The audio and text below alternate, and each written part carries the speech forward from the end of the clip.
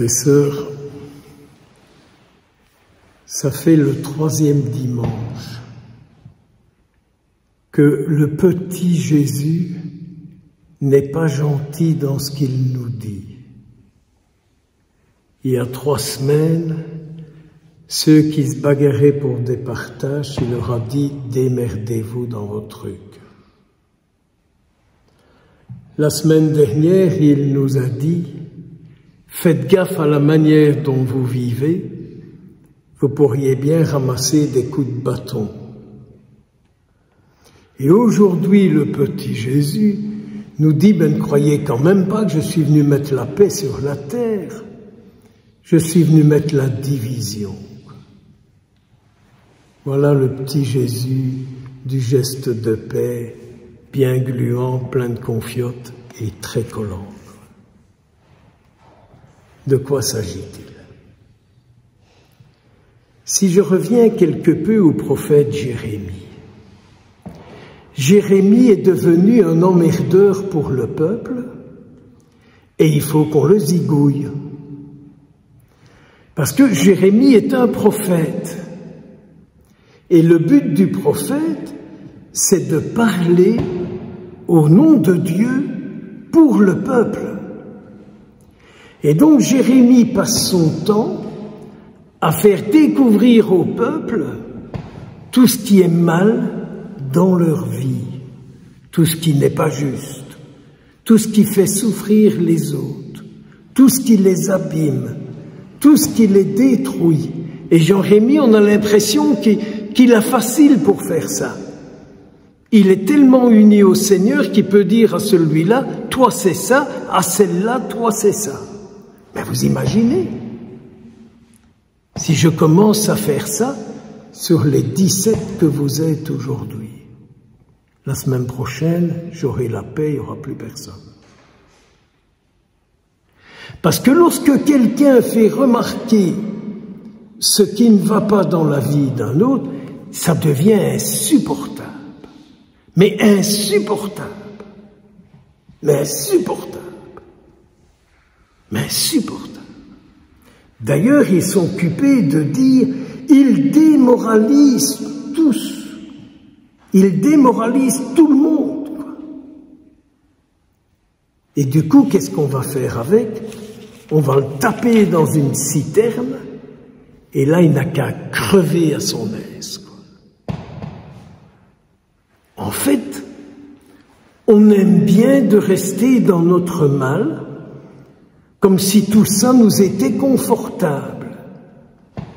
C'est vrai que c'est plus facile de vivre comme on a l'habitude de vivre, que de dire, tiens, si avec l'aide de Dieu, je cherchais à changer de vie, avec l'aide de Dieu. Si je cherchais à vivre une vie qui correspond au désir de Dieu, alors je serais avec lui et lui serait avec moi. Vous n'avez pas envie de ça. C'est pas ça que nous avons dit dans le chapelet minimum 5 fois. Ce que je veux, c'est ta volonté. Donc vous voyez ce qui se passe là. Jérémie montre tout ce qu'il y a dans le peuple qui éloigne les gens de Dieu, quoi. Et du coup, on en a marre de lui et on le zigouille. Il y en a juste un qui dit « faut quand même pas faire ça. On va aller le repêcher, quoi. » Il y a toujours quelqu'un dans un groupe qui reste un peu attentif et qui n'est pas le même que tous. Peut-être que dans votre famille, en tant que croyant, vous êtes peut-être le seul ou la seule à dire « j'ai envie de mener la vie que Dieu veut ». Les autres disent « j'ai envie de mener la vie qui me plaît ». Ça, c'est le monde. Et puis, il y a notre brave petit Jésus, gentil, mignon, un peu idiot sur les bords, qui arrive. Et il fait le même que Jérémie. il commence à dire, ah, toi, tu vis comme ça, tu es jaloux, tu es envieux, tu fais du mal aux autres, tu mens, tu mènes n'importe quoi comme vie. Est-ce que tu te rends compte de ce que ça se produit? Et puis, si tu avais mon esprit en toi, il n'y aurait pas de division, il n'y aurait pas de bagarre, il n'y aurait pas de jalousie, et ainsi de suite, etc. Et parce que Jésus a essayé de remettre les gens un peu sur une route où ils ne s'abîment pas et où ils n'abîment personne, il faut qu'on l'arrête.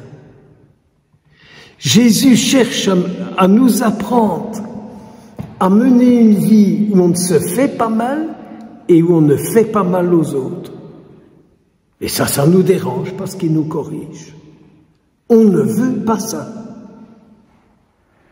Alors vous comprenez qu'aujourd'hui Jésus dise, mais je suis venu mettre un feu sur la terre et comme je voudrais qu'il brûle.